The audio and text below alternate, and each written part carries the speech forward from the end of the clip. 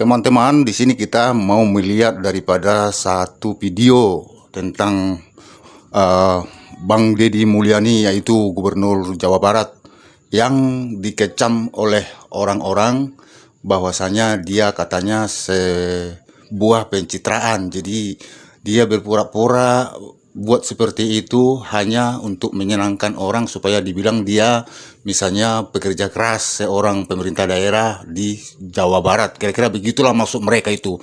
Tapi kalau menurut saya sih mereka itu salah total ya. Salah total melihat Kang Deddy seperti itu. Sebenarnya Kang Deddy itu memang orang yang bukan baru kali ini dia melakukan pekerja keras seperti itu, dan bukan kali ini dia memberikan statement-statement pekerjaan itu kepada bawahannya, mulai dari Dewan DPR dia, anggota Dewan, sampai dia jadi bupati pun udah seperti itu. Jadi bukan kali ini. Prinsipnya begini, jadi seorang pemimpin seharusnya tidak mudah ngamuk-ngamuk atau menjelekkan bawahannya. Sudut pandang psikologis, pemimpin yang sering marah-marah atau menjelekkan orang lain itu bisa menciptakan lingkungan kerja yang toksik, yang pada akhirnya merugikan produktivitas dan loyalitas tim. Sebaliknya, sikap santun dan empati cenderung bisa membangun kepercayaan dan kerjasama yang lebih kuat. Begitu ya, jadi jangan sampai kita pemimpin-pemimpin kita itu mencitrakan dirinya sebagai pahlawan tunggal, sedangkan bawahannya itu dipermalukan. Demi apa? Demi mencitrakan dirinya. Itu melakukan pencitraan yang berlebihan dengan media sosial. Nah, ini ada hal yang tidak baik ya. Kalau sampai pencitraannya itu melanggar etika, menjelekkan orang lain, menghina orang lain walaupun orang itu bersalah, itu secara etika tidak baik. Ada seorang misalnya gubernur, dia melakukan sidak ke gedung DPRD di bawah mungkin wilayah kekuasaannya dia. Ya, kemudian dia lihat anggota dewannya lagi istirahat main catur. Kemudian dia tegurlah orang-orang tersebut, anggota dewan tersebut, di syuting ya, mungkin dibikin live, dibikin video, dan ya agak dalam tanda kutip dimarahi begitu ya, kemudian disuruh kembali bekerja. Nah, ini memang bagus mencitrakan bahwa dia adalah seorang pemimpin yang mungkin care terhadap hal-hal seperti itu. Jadi kalau ada anggota dewan yang tidak bekerja, padahal saya nggak tahu ya apakah yang berhak menegur anggota dewan itu adalah seorang gubernur, itu saya tidak tahu. Kemungkinan sih tidak ya, mestinya dia harus memberikan masukan kepada mungkin atasannya atau dewan kehormatan begitu ya. Tapi ini dia bikin video ya, semua mukanya semua disorot ya, kemudian ibaratnya dinasihati satu-satu dan disuruh kerja. Ayo berangkat kerja, ikut saya melakukan kunjungan ke wilayah-wilayah gitu. Padahal mereka juga sebenarnya ada program tersendiri dan sudah dikerjakan ya, dan ada laporannya begitu. Tapi menurut saya itu sekali lagi ya, bahwa pencitraan yang berlebihan dan di luar aturan yang berlaku itu tidak baik justru. Tersebut ya, drama andang marah-marah sama anggota DPR, menasihati anggota DPR, mempermalukan anggota DPRD, itu nggak usah diupload lah di media sosial. Kang Deddy Mulyani selama ini hanya pencitraan. Bagus sekali mulutmu ya, Pak Eko tadi. Good job. Kita pasti terhibur dengan YouTube-nya Kang Deddy kan, agak mirip-mirip Pak Im Wong gitu, ada nangis-nangisnya, ada apa kan. Misal dalam kasus pembongkaran tempat hiburan di Puncak. Saya yakin penyebab banjir bukan cuma satu gedung, bongkar semua. Kalau itu nggak dilakukan, ini pencitraan. Cuma satu, kegayaan di YouTube, orang-orang tepuk tangan, kita menangis-nangis, sama seperti kita nonton Mbak Im Wong, setelah itu selesai. Yang kedua misalnya kebijakan soal penghapusan pajak bagi kendaraan bermotor yang nunggak. Dengan insentif kepada pelanggar pajak, Jawa Barat kehilangan potensi pendapatan 30 triliun. Masuk Pak Eko. Agak lain memang kulihat Pak Eko Kun tadi nih ya, pegiat sosmed. Ada gubernur bagus kayak Kang Deddy Mulyani ya, yang semuanya transparan, gebrakannya luar biasa. Seluruh aktivitasnya menjadi gubernur dituangkan, disajikan dalam semua sosial medianya. Bahkan bukan hanya aktivitasnya menjadi gubernur, aktivitas pribadinya sama anaknya, ya semuanya ada di sosmednya, itu dibilang pencitraan. Aduh, ya. Padahal nanti kalau andaikan ada gubernur atau pejabat tidak punya sosmed, senyap-senyap, diam-diam dibilang tidak transparan, tidak kerja. Salah semua sama si Pak Eko Kuntadi ini ya. Ayolah, hanya kalau yang hebat, ya. Dan video-video aktivitasnya yang diposting sama Kang Deddy Mulyadi di seluruh sosial medianya itu bagus banget. Jadi masyarakat tahu dia kerja gitu loh. Ya, dan itu adalah bentuk laporan pertanggungjawaban kepada rakyatnya, terutama rakyat Jawa Barat yang memilihnya. Jadi menurut Pak Eko Kuntadi ini gubernur yang bagus tuh yang seperti apa? Gebrakan-gebrakan Kang Deddy Mulyadi udah menurut kami bagus, bahkan saya aja cemburu. Saya warga Jakarta pengen punya gubernur kayak Kang Deddy, tapi ya hanya bisa berharap. Contohnya aja ada program bagus banget dari Kang Deddy Mulyadi mengenai pemutihan pajak kendaraan. Dibilang sama Pak Eko Kuntadi ini ada potensi Jawa Barat dapat 30 triliun dari penunggak pajak. Padahal bagaimana ya orang nggak mampu untuk bayar pajak, pendapatan sehari aja untuk makan aja susah. Gimana deh cara bayar pajak coba? 30 triliun itu hanya angka, ya hanya angan-angan. Ya jadi semua itu dimudahkan sama Kang Deddy. Ya masyarakat kurang mampu bisa bayar pajak dan juga masyarakat semua happy, sekaligus apa? Pemerintah dapat pendapatan. Jadi semuanya sudah bagus ya, tapi itu pun dikritik sama siapa? Pak Eko Kuntadi. Udah gini aja lah, kau aja lah jadi gubernur, gimana? Baru kami lihat sempurna nggak, ya kan? Sudah Pak, sudah direkomendasi, udah disegel, cuma belum dibongkar Pak. Bongkar aja Pak. Siap. Bisa serta-merta dikatakan bahwa ormas identik dengan preman, preman identik dengan ormas. Meskipun ya sekali lagi kata-kata itu selalu dikonotasikan ke kami dalam hal ini ormas. Bukan perampok, bukan pembunuh, dan bukan pemeras. Nah karena itu Kang Deddy Mulyadi titip salam ketua umum tadi. Kang Deddy maju sebagai calon gubernur Provinsi Jawa Barat. Dan Kang Deddy juga berjuang bersama dengan tim dan yang lain untuk menang Pilkada Gubernur Jawa Barat dan Wakil Gubernur Jawa Barat. Dan bagian dari kemenangan itu, Grip Jaya berperan di situ. Bisa kita cek. Dan ketika Bapak Prabowo Subianto turun ke Majalengka untuk panen raya, saya menyaksikan bagaimana Bapak Prabowo menyapa kader-kader Grip di pinggiran jalan. Itu bagian yang tidak dipisahkan karena tadi pesan Pak Ketum bahasanya begini. Sampaikan Adinda bahwa Bapak Prabowo Subianto sudah sangat mengenal apa itu Ormas Grip Jaya. Itu kalimatnya. Kami tidak mengatakan beliau itu sangat sayang, sangat dekat ke kami, tidak. Kalimatnya itu saja. Bapak Prabowo Subianto sudah sangat mengenal Grip Jaya, sudah sangat mengenal Ketua Umum DPP Grip Jaya Bapak Hercules Rosario Marsal. Karena itu Kang Deddy Mulyadi, melalui kesempatan ini kami berharap kalau ada pembenahan di sana sini, atau ada mungkin tempat-tempat yang harus dirobohkan, ada gangguan-gangguan kecil di lapangan, jangan itu dibawa ke ormas atau premannya. Kalau itu ada pelanggaran yang serius di bidang hukum, itu ranahnya ada di polisi, bukan ranahnya di gubernur. Gubernur itu punya Satpol PP, keamanan dan ketertiban yang tidak berdasarkan penegakan hukum, tidak pro justisia.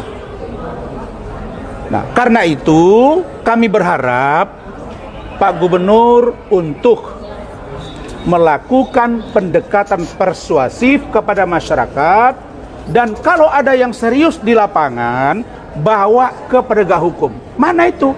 Ya Polda. Polda Jawa Barat punya jajaran, punya instrumen penegakan hukum.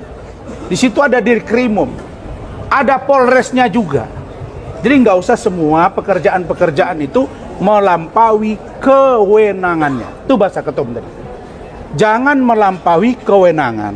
Nah, itu sekali lagi Kang Deddy Mulyadi, tolong kami dalam beberapa hari terakhir sudah sangat berkomitmen ya Pak Sekjen ya, saya sudah menjawab. Pertama, ada Mayor Jenderal TNI Purnawirawan Bapak Rodon Pedrason.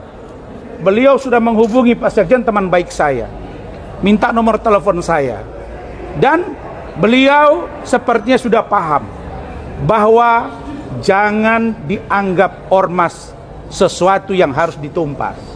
Haji, siapa Haji? Alhamdulillah. Kata saya juga nanjak dari tadi, diajak naik motor nggak mau. Nanjak begini mah. Elah.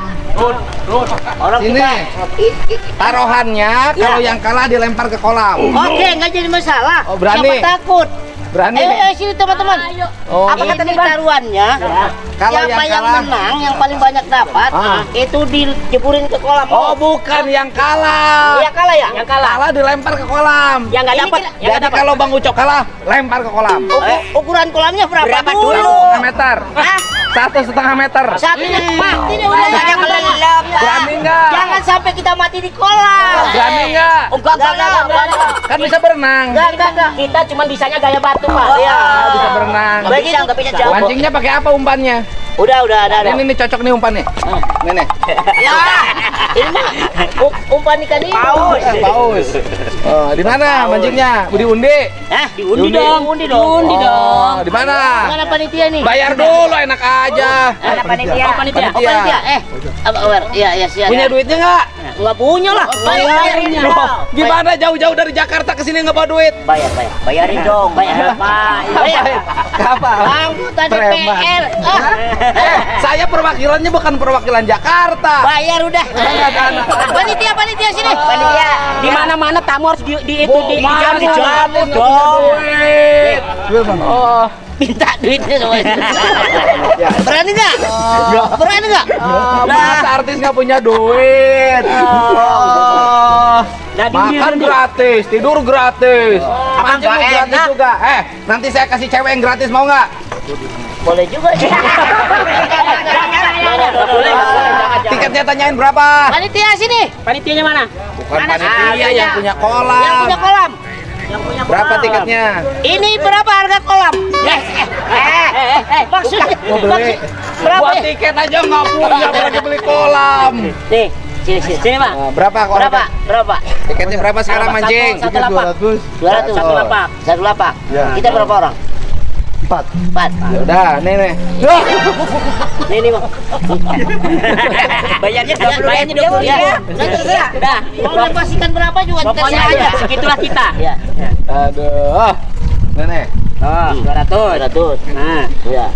Terima kasih. Ya. Udah Bang, kantongnya. Bang, 150 aja deh. Ya deh. Ya. Enggak bayar 150 lah. Jangan malu-maluin dong. Tawar. Sini. Oh, masih nawar juga. Wah. Itu yang 20.000. 20.000. Mancing nawar, makan nawar. Udah jangan banyak bicara, udah kasih. Aduh. Udah.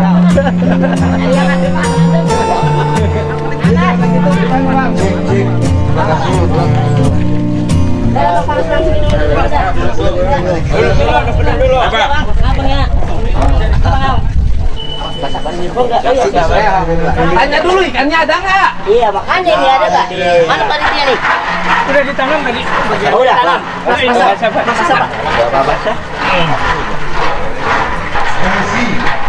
Messi, ada Messi. Messi. Ronaldo, ada nggak Ronaldo? Iya. Ada Messi, ada Ronaldo. Ketentuannya apa ini? Kita 200 dapat apa?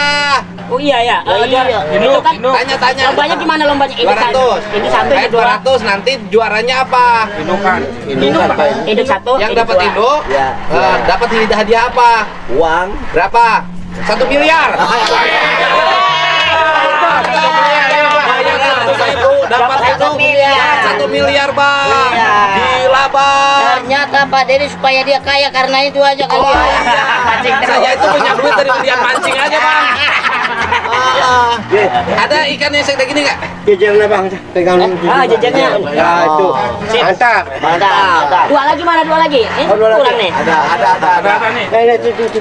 Woi, pancingannya bagus kan? Panggil. Mana? 9. Weh, beda. Weh, kalau orang hoki itu nomornya bagus terus. 9. Mana 9? Belum Pak. Di ABC. Hah? Jadi lagi Pak. Udah play enggak tahu bisa. Apa? Iya. Oh, paket biasa. 10. Terus? Oh. 10 abang. Bang, kalau nanti kalah sama saya jangan nangis ya. Iya. Dan tetap pulang ke rumah. Saya khawatir di rumah nggak dikasih kunci lagi. Oh, dikasih pulang. Oh, benar pemancing profesional nih. Woi, benar. Belum tahu dia, Bang. Belum tahu. Dia pemancing ulung. Lu pernah ngalahin siapa tuh pemancing tuh? Pernah ngalahin siapa si Adul ya? Adul. 17. Nah, gini ngapain? Artinya berapa? Ayo kelapak, kocok. ABC-nya Pak. ABC-nya belum. Gua baru bang, ikutin mancing kayak gini. Jadi ngapain nantang kita? Tanya tadi Baru, gua bincang kata begini baru bang. Izinnya mana? Makanya ingin nyobain yang profesional sama yang baru. Ini kan profesional, ini baru. Siapa yang menang? 17 ini 17. 9, lawannya 10. Cok, buat 10 kamu. Tuh depan. Waduh, berhadapan. Nah.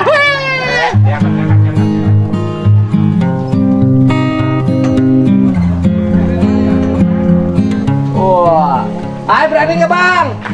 Ayo. Tunjukkan Bang Ucap seperti kita bisa. Bang, awas ya. Yang kalah dilempar ke kolam. Wah. Wah. Wah, mantap langsung narik Bang Ucok. Ya. Mantap. Iya dong.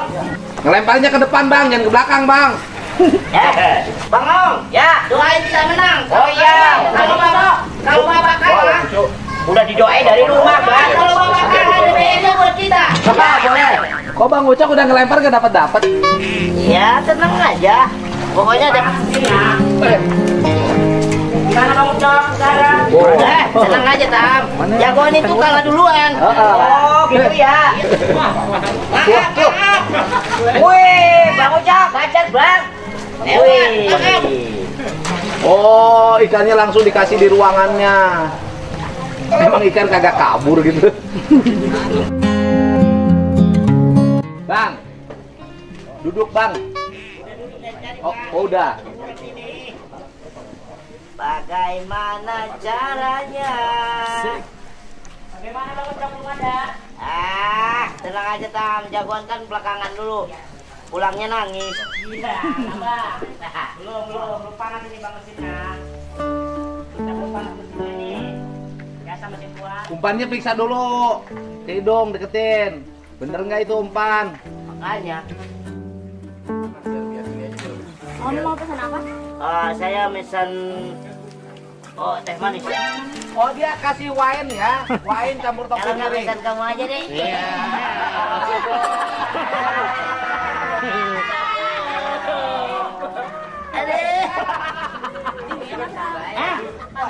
Aku teh pahit aja, soalnya manisnya ada. Jadi begitu teman-teman, perlakuan daripada orang-orang yang mengkritik daripada Kang Deddy ini pun saya juga bingung dari segi atau dari sisi mana mereka melihat dan memandang bahwa seorang pemerintah daerah itu dibilangnya adalah salah dan terlalu menekan dan hanya ada berpura-pura begitu ya.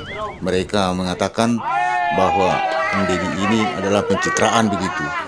Jadi bagaimana harusnya sepertinya seorang pemimpin daerah itu, seorang gubernur itu harus bagaimana? Harus duduk-duduk diam-diam begitu. Maksudnya tidak ada diperiksa ataupun diperhatikan bawahannya ataupun pekerjaan bawahannya seperti itu.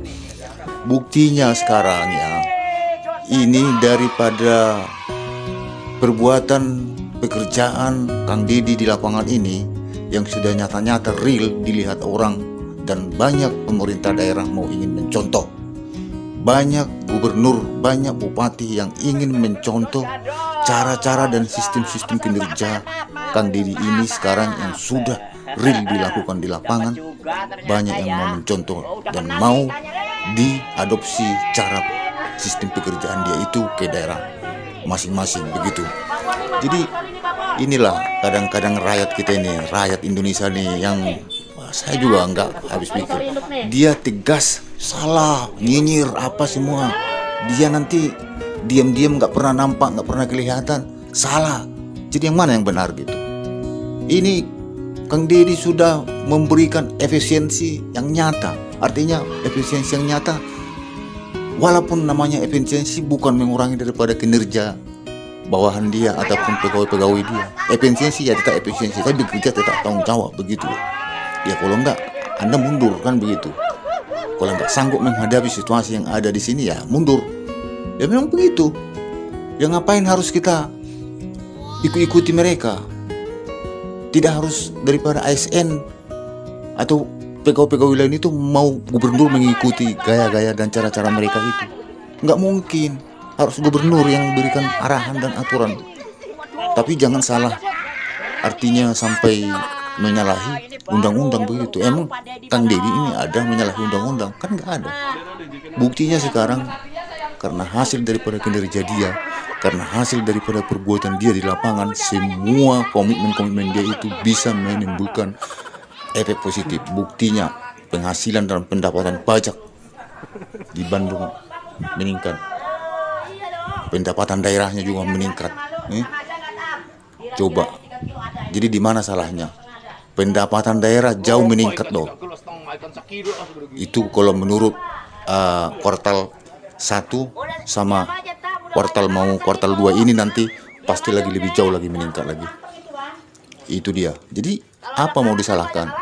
Salah bagaimana? Mungkin orang-orang yang bilang salah itu mungkin yang otaknya konslet ya, yang nggak mengerti apa-apa lagi, sudah jim mungkin otaknya itu.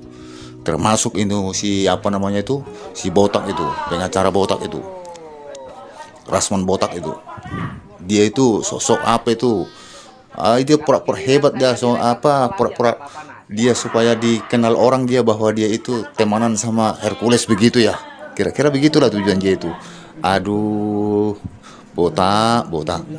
Masih begini kelas kamu. Makanya itu Bang Hokman itu nggak salah menyangka kamu itu masih recehan. Jadi kelas-kelas kamu itu masih seperti ini yang kau urusin. Ya memang kamu pasti bela itu preman-preman, pasti kau bela itu ormas-ormas. Karena apa? Otakmu aja seperti itu kok, perbuatanmu seperti itu kok. Ya memang kau preman, memang kayamu. Bukan kau intelektual, kau siapa bilang kau intelektual?